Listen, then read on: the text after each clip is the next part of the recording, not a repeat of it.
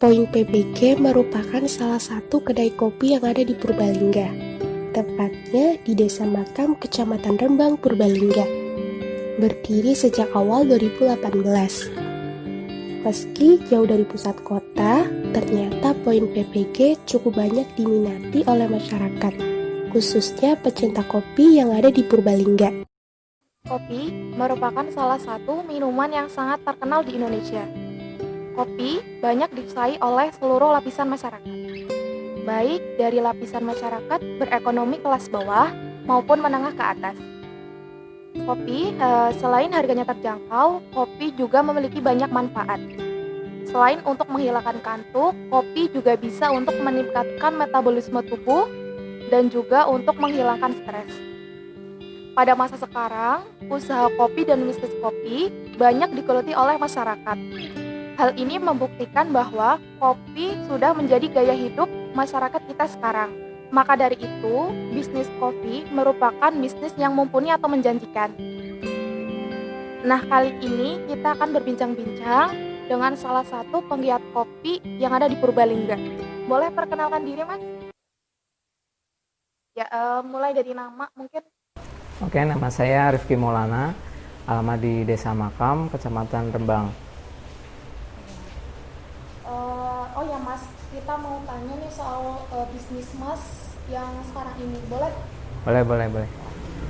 Nah, yang pertama itu awal mula bisnis kopi itu dari mana Mas? Mungkin dari hobi atau suka kopi apa gimana? Oke, awal mula saya dulu itu ngerti kopi yang asli gitu ya. Itu diracunin sama temen, istilahnya kayak gitu. Diracunin? Dicekokin sama temen. Waktu itu saya coba kopi Arabica.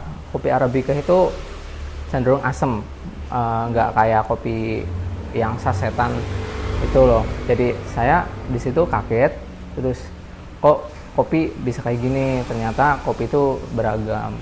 Nah, dari situ saya tertarik. Besoknya lagi merasa bahwa kopi itu ternyata beragam dan juga sangat luas gitu cakupannya. Mulai dari situ akhirnya saya mulai banyak belajar tentang kopi.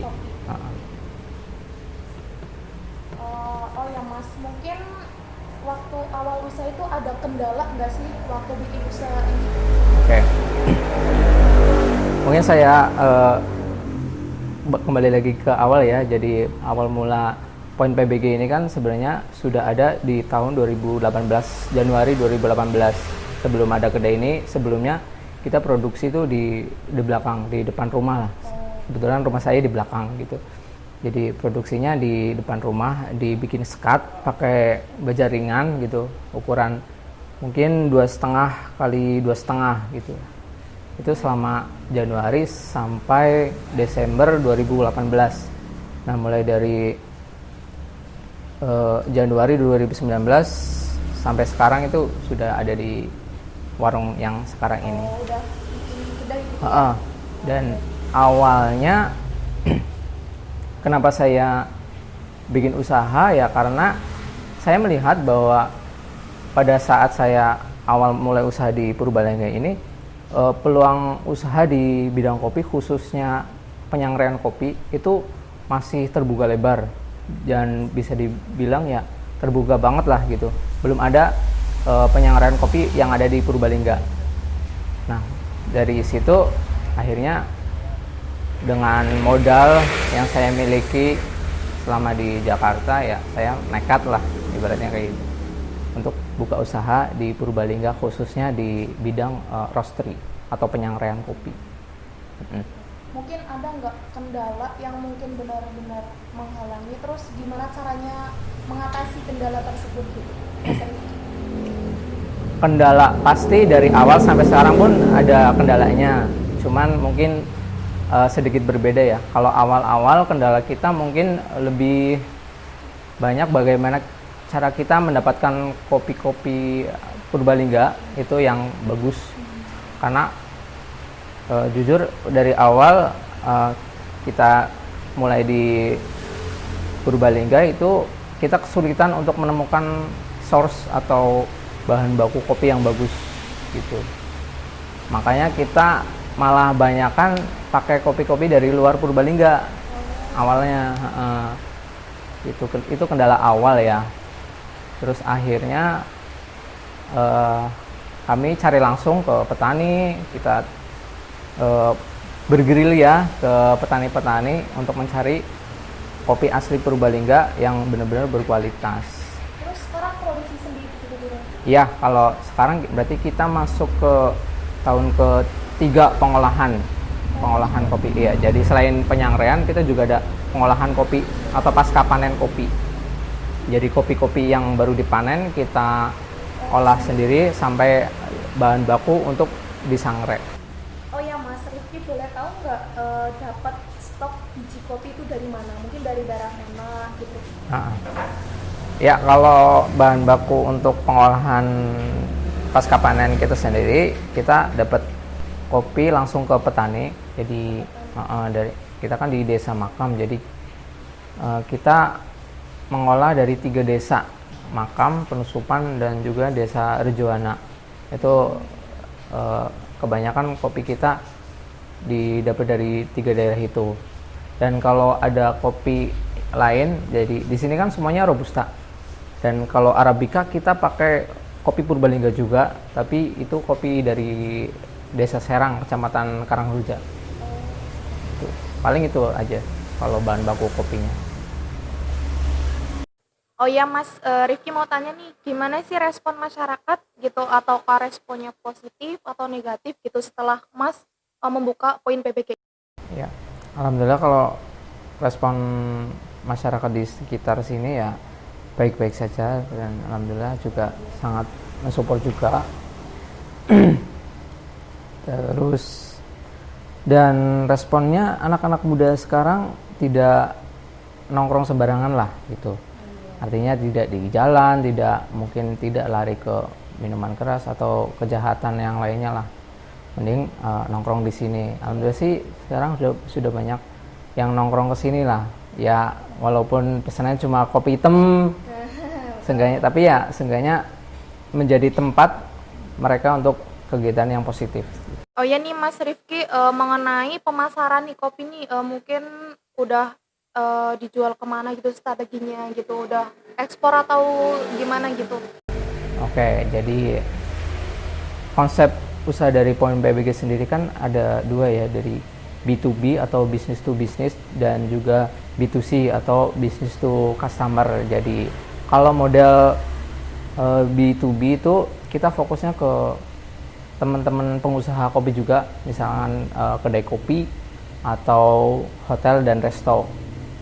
Kalau kedai kopi kita juga sudah ada di sekitar Purbalingga, sudah ada, Purwokerto juga sudah ada. Kalau untuk hotel kita juga produk kita ada di Owabong, Hotel Owabong ada juga. Itu untuk B2B. Terus kalau B2C ya paling kita main ke retail. Kalau retail produk kita sudah ada di Alfamart.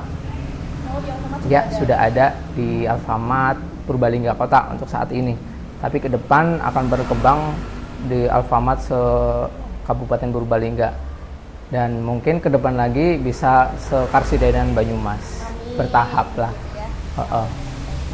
Mungkin di Poin PPG ini ada nggak sih yang paling digemari gitu anak muda? Misal kopi jenis apa gitu? Ini ya, masing-masing punya segmentasinya sendiri. Misalkan kayak kopi hitam itu yang suka itu kebanyakan anak-anak cowok, terus buat yang malam-malam biasanya. Tapi kalau sore itu biasanya cewek dan pesannya itu es kopi susu misalkan. Jadi cewek cowok itu masing-masing punya seleranya masing-masing. Mau tanya nih Mas Rifki, gimana sih caranya untuk menarik pelanggan gitu biar konsumen datang ke sini tertarik dengan usaha Poin PPG ini seperti itu? Oke. Mungkin ada trik sendiri atau